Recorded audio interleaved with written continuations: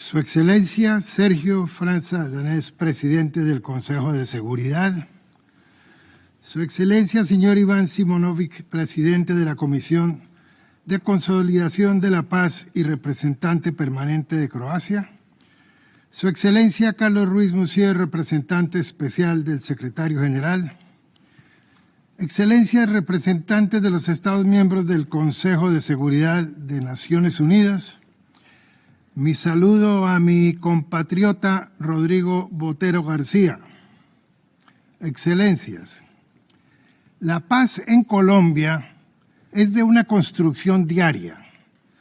Se trata del cotidiano esfuerzo para erradicar la violencia y la confrontación armada como vías para tramitar los intereses en una sociedad dividida e intolerante.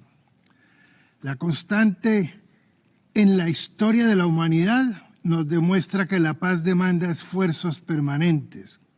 Exige artesanos que pacientemente, a partir de su trabajo en busca de su consolidación, la diseñen, la tejan, la consientan y mantengan. Permítanme ampliar esta idea a partir de una anécdota visionaria del gran maestro, pintor y escultor colombiano Fernando Botero, recientemente fallecido. Botero fue un hombre que le apostó a la paz en Colombia y a la entonces acechada y dolorida Medellín, su ciudad natal. Le donó una escultura llamada El Pájaro, con la intención de brindar un símbolo de paz que le ayudara a dejar atrás la violencia protagonizada por los carteles de la droga en los años 80 y comienzos de los 90. El 10 de junio de 1995, en el Parque San Antonio de su ciudad, a los pies de esta escultura fueron detonados 10 kilos de dinamita, dejando 23 muertos y centenares de heridos. Pese a la atrocidad del episodio, Botero nunca perdió su fe en la paz. Por solicitud del artista, la escultura no fue removida del lugar. Por el contrario, el pájaro fue dejado allí como un elocuente testimonio de la imperdonable brutalidad. 5 años después, en el año 2000, Botero donó otra escultura, un nuevo pájaro que hoy luce triunfante al lado del pájaro herido, expresión con la que popularmente fue bautizada desde los hechos violentos. De esta manera, Botero nos brindó una lección. Pese a las muchas violencias que padezcamos, nunca podemos dejarnos doblegar. Hay que vencerlas, desaparecerlas. En Colombia conocemos muy bien esta lección. Aunque persisten distintas formas de violencia, como se ha mencionado con preocupación en el informe trimestral que hoy se presenta, nuestro esfuerzo y compromiso renovado con la paz debe mantenerse y ser una tarea superior. Ciertamente no ha sido fácil y ha requerido perseverancia. Por fortuna existe una sociedad activa que le exige responsabilidad constante al Estado colombiano y a sus instituciones.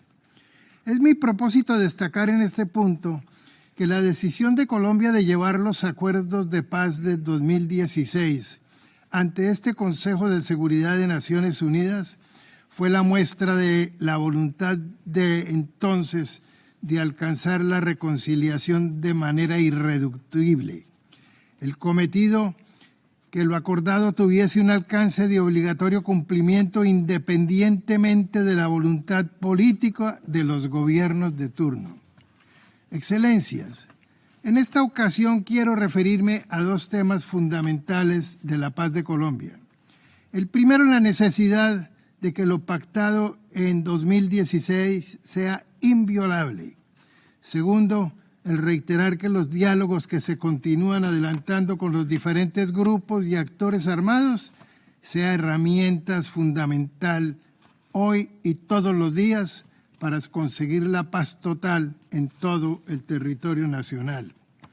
A propósito del anhelo de mantener y cumplir lo acordado, nos preocupa que la institución modelo para el mundo entero, aquella diseñada para hacer justicia tras décadas de horrible conflicto interno, más concretamente la Jurisdicción Especial para la Paz, se esté descarrilando de lo plasmado con enorme esfuerzo, al estar dejando de lado normas que deben ser aplicadas con todo rigor a favor de las víctimas, teniendo como eje central la verdad, la reparación y la no repetición. Admiro la JEP como si fuera una persona, no una institución, la quiero. Fui diseñador de ella con 5 personas más. Aplaudo entonces lo pretendido y alcanzado. Ha sido difícil la tarea, pero ha llegado el momento de revisar su actuar para corregirlo, para perfeccionarlo. Veámoslo. El 13 de marzo de 2017, el jefe del Estado de la República de Colombia, en comunicación dirigida al secretario general de Naciones Unidas, Antonio Guterres, le solicitó comedidamente que por su conducto le transmitiera al Consejo de Seguridad su declaración oficial de buena fe en forma de declaración unilateral de Estado, con el fin de que en el marco de las resoluciones 2261 del 25 de enero de 2016 y 2307 del 13 de septiembre del mismo año, adoptadas por unanimidad por el Consejo, generara un documento oficial propio que contuviera el acuerdo para la terminación del conflicto y la construcción de una paz estable y duradero, suscrito el 24 de noviembre entre el Gobierno de Colombia y las Fuerzas Armadas Revolucionarias de Colombia, Ejército del Pueblo. En consecuencia de lo anterior, el Consejo de Seguridad incorporó al acuerdo final, junto con la Declaración Unilateral de Estado, en documento oficial S-2017-272. La susodicha incorporación implica que el texto a aplicar por parte de la Jurisdicción Especial para la Paz, JEP, sin modificación alguna de su contenido, es el oficialmente adoptado por el Consejo de Seguridad, sobre el cual recae el compromiso de Colombia frente al mundo de hacerlo cumplir, so riesgo de incurrir en una responsabilidad internacional que conllevaría graves consecuencias. Póngase de presente que las resoluciones del Consejo de Seguridad, como las antes citadas, no son impugnables mediante recurso jurídico alguno, mucho menos mediando una declaración unilateral de Estado. Se trata entonces de aquellas resoluciones que por su naturaleza prevalecen en nuestro orden interno. Así las cosas, en el caso que nos ocupa, el documento oficial citado se agregó automáticamente al bloque de constitucionalidad de la nación colombiana, algo que muchos desconocen, pero que no se puede soslayar. En tratándose de una jurisdicción como la indicada, de su texto normativo vinculante se establecen las correspondientes competencias que no se vienen respetando. Competencia personal de la Jurisdicción Especial para la Paz, JEP. Sobre el tema referido señala el texto del Consejo de Seguridad S-2017-272 lo que a continuación se indica. El componente de justicia del Sistema Integral de Verdad, Justicia, Reparación y No Repetición se aplica a todos los que participaron de manera directa o indirecta en el conflicto armado. Se aplicará a los investigados o condenados por el delito de rebelión u otro relacionado con el conflicto, así no pertenezcan a las organizaciones armadas en rebelión. Desafortunadamente, la JEP de oficio ha limitado la comparecencia de quienes tienen derecho a esta justicia especial, tal el caso de los llamados paramilitares, entre otros. Su vinculación se viene impidiendo o dificultando por la aplicación de un mecanismo inexistente en el acuerdo de paz que se ha venido denominando aportes previos de verdad en el marco del régimen de condicionalidad, cuando lo cierto es que el régimen de condicionalidad se refiere exclusivamente a la entrega de armas. Con lo anterior se ha condicionado el relato de la verdad, cerrando o impidiendo el paso a que la verdad, llegue plenamente a la JEP y a conocimiento de las víctimas y de la opinión pública en general. Sea el momento para poner de presente que la Ley 975 de 2005, fecha esta anterior a la fecha del acuerdo de paz citado, denominada Ley de Justicia y Paz, por lo cual se dictan disposiciones para la reincorporación de miembros de grupos armados organizados al margen de la ley, que contribuyan de manera efectiva a la consecución de la paz nacional. En su artículo 63 reza comillas, ley futura más favorable, sin con posterioridad a la promulgación de la presente ley, se expiden leyes que concedan a miembros de grupos armados al margen de la ley beneficios más favorables que los establecidos en esta. Las personas que hayan sido sujetos del mecanismo alternativo podrán acogerse a las condiciones que se establezcan en esas leyes posteriores, cierro comillas. Con ello se trata de poner de presente que combatientes objeto de conocimiento de parte de la competencia de justicia y paz puedan recurrir al principio universal de favorabilidad penal, derecho que ha venido desconociendo permanentemente la Jurisdicción Especial para la Paz.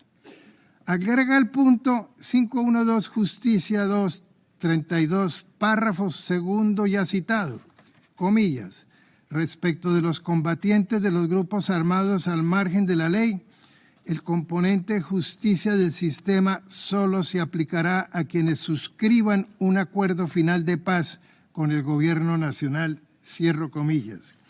Valga anotar que en el caso de los llamados paramilitares existe el acuerdo de paz de Santa Fe de Ralito de fecha 15 de julio de 2003, suscrito entre el gobierno nacional de la época y las denominadas Autodefensas Unidas de Colombia. Texto que se ha venido desconociendo. Se agrega copia de tal acuerdo a esta intervención. A tales personas, por lo tanto, los cobija la competencia personal propia de la Jurisdicción Especial para la Paz que se ha venido analizando. Igualmente, al tenor del punto ya dos veces referido, comillas, el componente de justicia también se aplicará respecto de los agentes del Estado que hubieran cometido delitos relacionados con el conflicto armado y con ocasión de aplicación que se hará de forma diferenciada, otorgando un tratamiento equitativo, equilibrado, simultáneo y simétrico. Y continúa, comillas, en el caso de los agentes del Estado, la aplicación de la Jurisdicción Especial para la Paz parte del reconocimiento de que el Estado tiene como fin esencial proteger y garantizar los derechos de todos los ciudadanos. Por lo demás agrega, comillas, se entiende por agente de Estados a efectos de la Jurisdicción Especial para la Paz toda persona que al momento de la comisión de la presunta conducta criminal estuviera ejerciendo como miembro de las corporaciones públicas, como empleado o trabajador del Estado o de sus entidades descentralizadas, territorialmente o por servicios que hayan participado en el diseño o ejecución de conductas delictivas cometidas por causa, con ocasión o en relación directa o indirecta con el conflicto armado. Para que tales conductas puedan ser consideradas como susceptibles de conocimiento por parte de la Jurisdicción Especial para la Paz, estas deberán realizarse mediante acciones u omisiones cometidas en el marco y con ocasión del conflicto armado interno. Muy a pesar de cientos de colombianos, la Jurisdicción Especial para la Paz ha dejado de lado los anteriores mandatos, todos atinentes a su competencia personal. Acá bien vale la pena recordar, excelencias, que la fundamentación de la JEP como sistema jurisdiccional especial se deriva de lo establecido en la Carta de Naciones Unidas en el sentido de que los estados libres las pueden crear basándolas en lo enunciado por los principios del derecho internacional humanitario, el derecho de los derechos humanos y el derecho penal internacional. Todo lo cual indica que en tratándose de los agentes del Estado, se aplica sin que sea susceptible de desacato alguno el artículo 27 del Estatuto de Roma nominado improcedencia del cargo oficial. Téngase presente, por lo tanto, el alcance de sus numerales 1 y 2. El derecho a la verdad y el derecho de las víctimas a la verdad. Son estos derechos insoslayables, más en un proceso de paz. Derechos estos que se elevan a la categoría de jus cogens. A propósito del punto que se menciona, permítaseme, excelencia, referir los autores de la más alta alcurnia, reconocidos por sus ganados títulos. En este tema me he servido de tratadistas preclaros, particularmente de Rafael Casado Raigón, profesor de Derecho Internacional Público de la Universidad de Córdoba, España, de Araceli Mangas Martí, profesora de Derecho Internacional Público y Derecho Europeo de las Universidades de Salamanca y Complutense de España, y de Satla Darnas de Clement, profesora emérita de la Universidad Nacional de Córdoba y de la Universidad Católica de la misma, Argentina, profesora, entre otras cátedras, de Derecho Internacional Público. Quizá la mejor guía para quien se dirige a ustedes es la profesora Satla Darnas, particularmente porque el contenido de su exposición, las normas imperativas de Derecho Internacional General Ius Cogens, dimensión sustancial. A propósito del Ius Cogens, señala la autora lo siguiente: se trata de normas imperativas de Derecho Internacional General que se hallan en la cúspide del sistema normativo, teniendo capacidad de invalidar cualquier norma que se le oponga, sea ella consuetudinaria o convencional. Todo lo cual implica que el carácter de la norma ius cogens, con tal sustantivo masculino distingue esa condición la profesora emérita, se caracteriza por ser, comillas, un derecho coactivo, compulsorio, imperativo, absoluto, perentorio, terminante, inderogable, inmutable en esencia, pleno, que protege bienes sociales fundamentales de una comunidad dada. Cierro comillas. Y citando la profesora, el jurista alemán Hermann Moller, 1912-2001, afirma, comillas, las normas de ius cogens se caracterizan por el hecho de que su violación afecta a la comunidad jurídica internacional como tal, puesto que aun cuando resulte que un solo Estado es el directamente afectado por una violación a tal tipo de normas, las consecuencias son susceptibles de extenderse a la comunidad considerada como un conjunto, cierre comillas. Excelencias, cabe preguntarnos entonces, ¿cuáles son las normas y derechos con alcance de ius cogens sobre las que recae la competencia de la JEP a efectos de protegerlos sin cortapisa alguna, dada su condición de normas imperativas de derecho internacional general? Pues la respuesta es ni más ni menos que aquellas escritas o no, las que deriva el reconocimiento de las víctimas y sus derechos tratándose de conflictos armados, entre ellos el derecho a la verdad, bienes jurídicos estos protegidos por el derecho internacional general, investido del carácter antes determinado. La misión de la JEP es, pues, exaltarlos y protegerlos, reconociendo su naturaleza para brindarles la correspondencia salvaguarda a aceptar su jerarquía, como que se hallan en la cúspide del sistema normativo, teniendo ya, como se anotó, comillas, la capacidad de invalidar cualquier norma que se le oponga, sea ella consuetudinaria o convencional, cierro comillas. La JEP no puede condicionar o limitar a quienes quieran relatar la verdad si tienen el derecho a comparecer ante la jurisdicción especial en razón de la competencia personal derivada de sus normas constitutivas.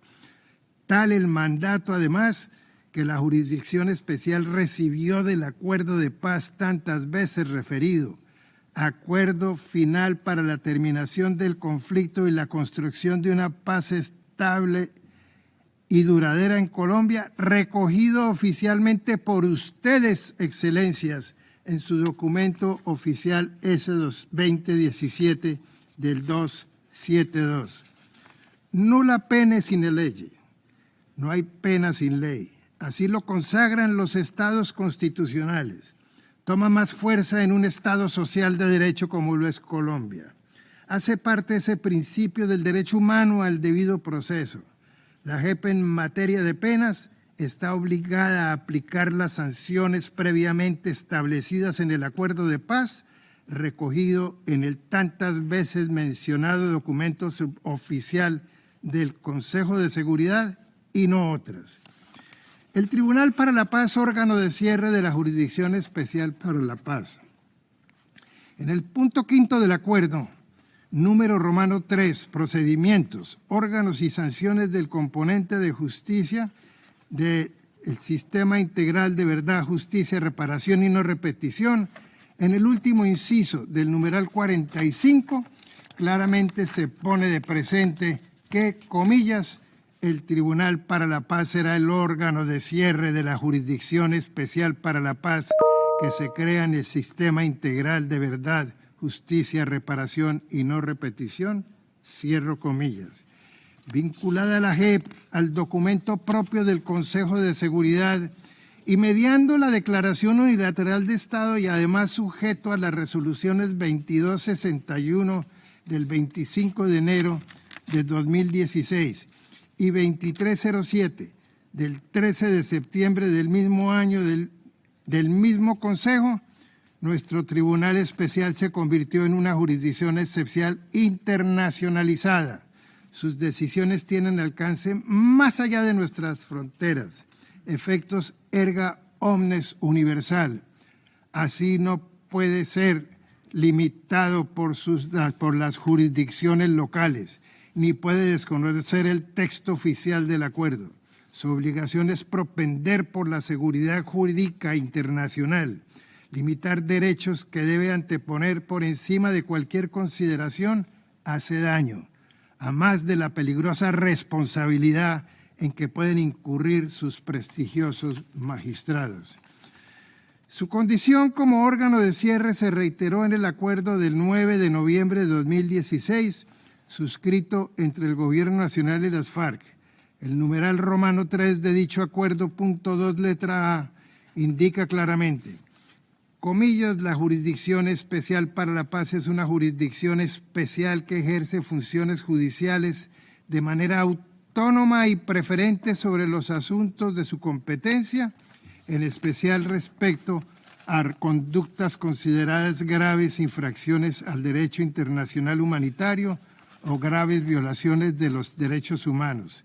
Se aplicará únicamente a conductas cometidas con anterior a su entrada en vigor, cierro comillas. Excelencias, para el gobierno colombiano que hoy represento ante ustedes, es claro que la totalidad del contenido del Acuerdo de Paz del 2016 constituye un mandato imperativo para la Jurisdicción Especial para la Paz y para todas las instituciones del Estado. Y no podemos fracasar.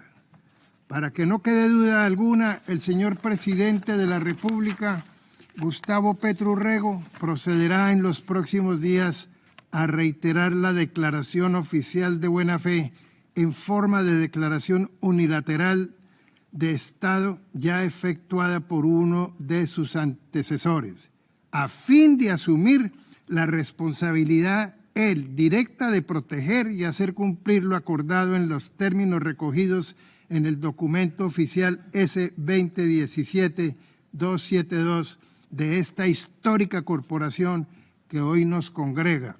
La palabra y el compromiso de la República de Colombia para con ustedes y el mundo no se puede poner en duda.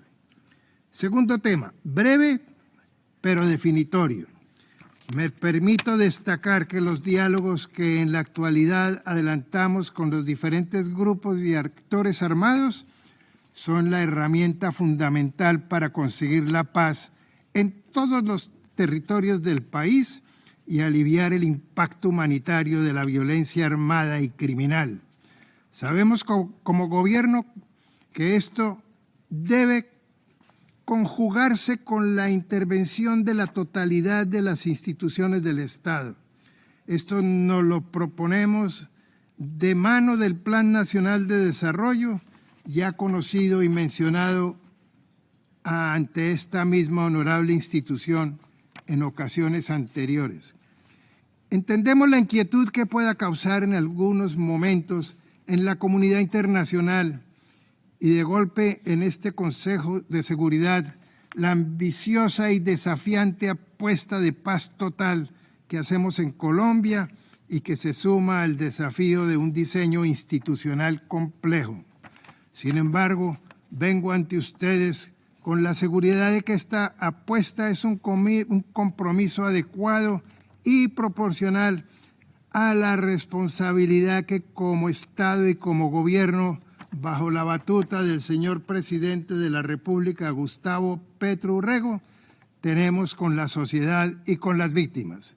Es también algo que se torna en una obligación que debe avanzar sin miedos, con optimismo, con fe. Paz total, paz total. Debemos propender por la garantía de la vida y la felicidad de toda nuestra sociedad. Queremos dar ejemplo. Es que sí pretendemos que se grite al cielo abierto: Colombia, potencia mundial de la vida. Muchas gracias.